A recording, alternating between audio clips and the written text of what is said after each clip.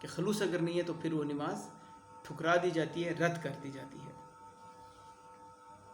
تیسرا شعر ہے، کس طور آنسوؤں میں نہاتے ہیں غم کشاں، اس آب گرم میں تو نہ انگلی ڈبوئیے۔ کس طور، کس طرح، طور کا مطلب طریقہ، طرح، آنسوؤں میں نہاتے ہیں غم کشاں، یہ جو غمزدہ لوگ ہیں، یہ جو عشق کے مارے ہوئے لوگ ہیں، یہ کس طرح دن رات آنسوؤں میں ڈوبے رہتے ہیں، ہر وقت ان کے آنسو بہتے رہتے ہیں۔ اور آنسو اگر آپ نے غور کیا ہو کہ جس وقت بہہ رہے ہوتے ہیں تو ان میں ذرا سی گرمی سی ہوتی ہے، وہ گرم سا پانی ہوتا ہے، نیم گرم سے جس کو ہم کہہ سکتے ہیں۔ تو شاعروں نے تو مبالغے سے کام لینا ہوتا ہے، جیسا کہ میں آپ کو شروع میں ایک لیکچر میں بتا چکا ہوں کہ اکذب او احسن او، اس میں جتنا زیادہ جھوٹ بولا جاتا ہے اتنا ہی مزہ دیتا ہے۔ تو کہتے ہیں اس آب گرم میں تو نہ انگلی ڈبوئیے، یہ جو گرم پانی ہے آنسو، اس میں اپنی انگلی مت ڈبونا، انہیں اپنے ہاتھوں سے، اپنی انگلی سے میرے آنسو مت پونچھو، تمہارا ہاتھ جل جائے گا۔ یہ نازک خیالی میر کا ایک کمال ہے، اور میر تقی میر نے ایسے مبالغہ آمیز اشعار کثرت سے کہے ہیں کہ جن میں اپنے دکھ کو، اپنے غم کو بڑھا چڑھا کر بیان کیا ہے۔ تو کہتا ہے کہ کس طور آنسوؤں میں نہاتے ہیں غم کشاں، غم کشاں غمزدہ غمگین لوگ، اور اس سے مراد اس کی اپنی ذات ہے یا کوئی بھی عشق کرنے والا۔ اس آب گرم میں تو نہ انگلی ڈبوئیے، کہ اس گرم پانی میں اپنی انگلی مت ڈبونا، ہاتھ جل جائے گا، دور رہو ہم سے۔ ہمارا دکھ وہ لوگ نہیں سمجھ سکتے جنہوں نے عشق کا صدمہ نہ دیکھا ہو، یا دلی کے اجڑنے نے جن کی حالات زندگی خراب نہ کر دی ہو۔ دل کی ویرانی کا کیا مذکور ہے، دل کی ویرانی کا کیا مذکور ہے، یہ نگر 100 مرتبہ لوٹا گیا۔ مذکور ذکر کرنا کہ دل کی بات، دل کی ویرانی کا کیا ذکر کروں، یہ تو بار بار تباہ ہوا ہے، بار بار صدمے دیے ہیں۔ محبوب سے جب بھی سامنا ہوا اس نے دکھ ہی دیا۔ وہ ایک شعر ہے کہ یہ تو ممکن ہے کہ وہ ملے اور بات نہ ہو، یہ تو ممکن ہے کہ وہ ملے اور بات نہ ہو، یہ کیسے ممکن ہے وہ بات کرے اور دل نہ دکھے۔ کہتے یہ تو ہو سکتا ہے کہ محبوب سے آمنا سامنا ہو، وہ مجھے توجہ دیے بغیر ہی گزر آئے، یہ تو ہوا ہے، لیکن یہ کبھی نہیں ہوا کہ اس نے کوئی بات کی ہو اور وہ بات دل دکھانے والی نہ ہو۔ تو ایسی ہی کیفیت کو اس شعر میں بھی بیان کیا ہے۔ اگلا شعر ایک اخلاقی اور سبق آموز شعر ہے۔ اب جان جس میں خاک سے تنگ آ گئی بہت، یہ جن حالات میں زندگی بسر ہو رہی ہے، انہوں نے تو زندگی دشوار کر دی ہے، زندگی سے بیزار کر دیا ہے، اب جینے کو جی نہیں چاہتا۔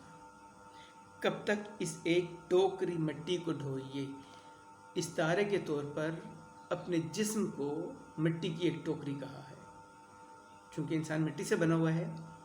تو کہتے ہیں یہ جو مٹی کی ایک ٹوکری مجھ پر لاد دی گئی ہے، میری روح پر یہ جو ایک بوجھ سوار ہے، اس سے میں بیزار ہو گیا ہوں، میں تنگ ہو چکا ہوں، اس لیے میں چاہتا ہوں کہ بس اب میری روح کو آزادی مل جائے، اس جسم کو گھسیٹنے سے، اس جسم کو اٹھائے چلنے سے میری جان چھوٹ جائے۔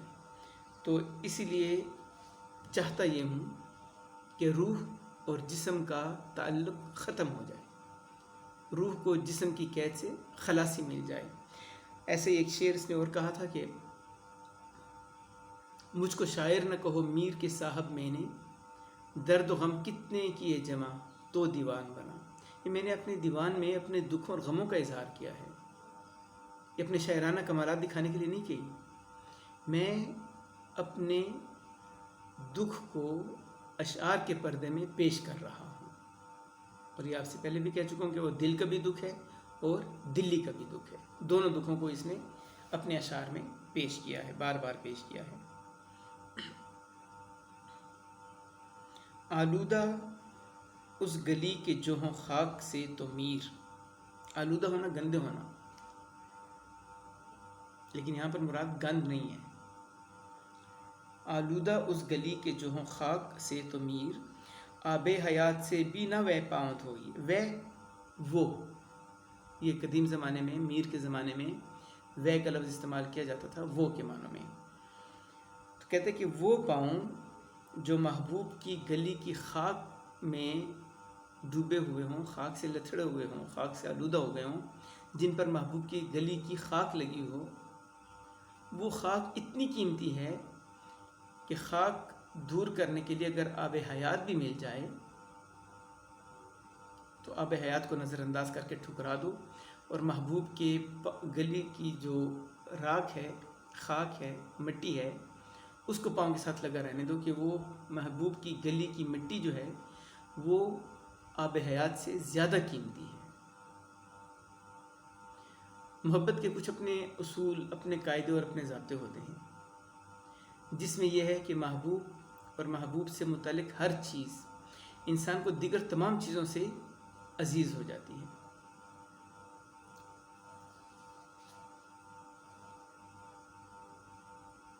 جب ہم دیکھتے ہیں کہ ایک صحابی کے سر پر ہمارے نبی کریم علیہ السلام نے ہاتھ پھیرا تو انہوں نے زندگی بھر اپنے بال نہیں ترشوائے۔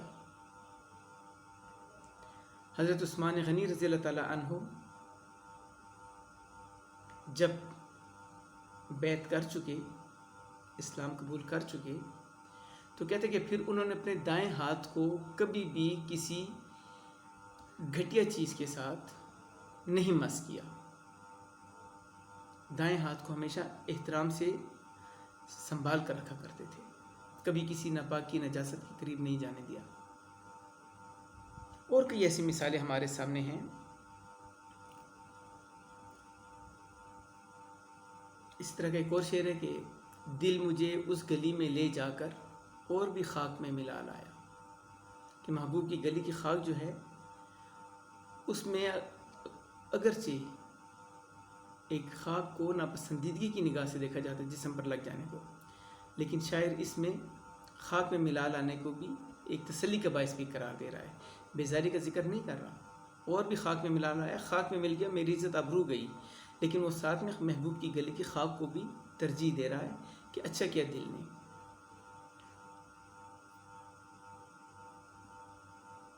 اچھا، آب حیات۔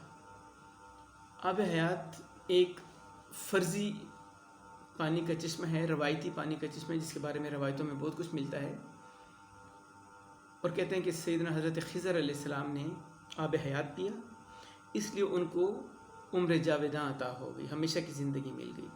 ایسا نہیں ہے، اللہ رب العزت نے ان کو ایک طویل زندگی عطا فرمائی۔ حضرت عیسیٰ علیہ السلام زندہ ہیں، انہوں نے کون سا آب حیات پیا؟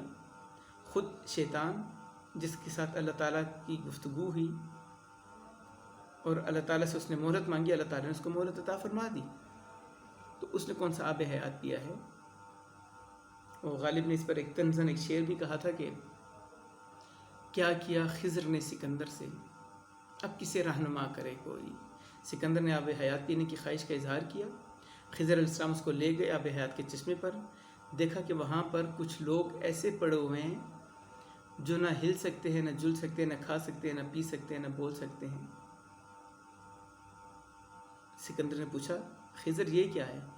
تو حضرت خضر نے فرمایا کہ یہ وہ لوگ ہیں جنہوں نے آب حیات پی لیا ہے، اب عمر اپنی طبعی طاقت ختم کر چکی ہوئی ہے، یہ مر نہیں سکتے کیونکہ انہوں نے آب حیات پیا ہے، اور حرکت نہیں کر سکتے کہ ان کے جسم میں کوئی طاقت اور توانائی رہی نہیں۔ تو سکندر نے آب حیات پینے سے انکار کر دیا اور واپس چلا آیا۔ تو غالب نے اس کو طنزی انداز میں کہا ہے کہ خضر نے اس کو دھوکہ دیا تھا، اپنی کرامت سے اس کو ایسے افراد بتا دیے کہ جو وہاں پر مردوں سے بدتر زندگی بسر کر رہی تھی۔ تو یہی بات ہے، آب حیات ایک روایتی اور فرضی پانی ہے، لیکن اس کو مقدس سمجھا جاتا ہے۔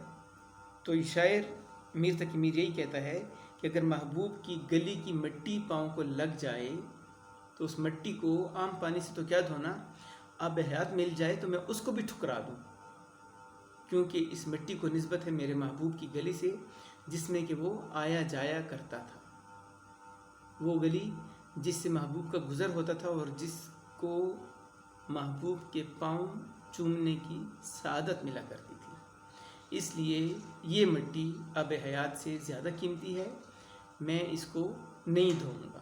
میر کا یہ ایک اور شعر ہے کہ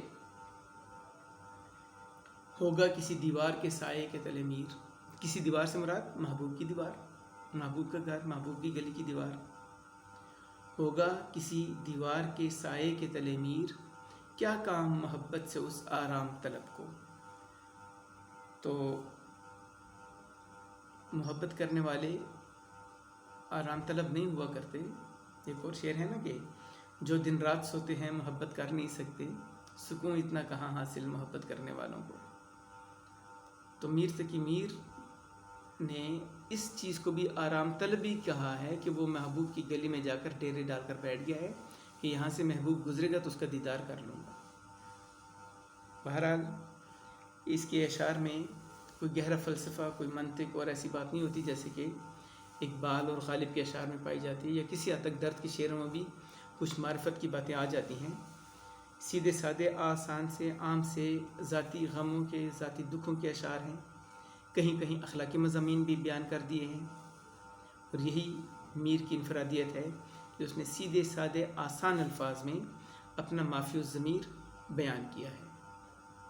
امید ہے غزل کی آپ کو سمجھ آ چکی ہوگی۔ اگر کچھ الجھن ہے تو یہ روزانہ والی بات کہ آپ رابطہ کر سکتے ہیں۔ اللہ حافظ۔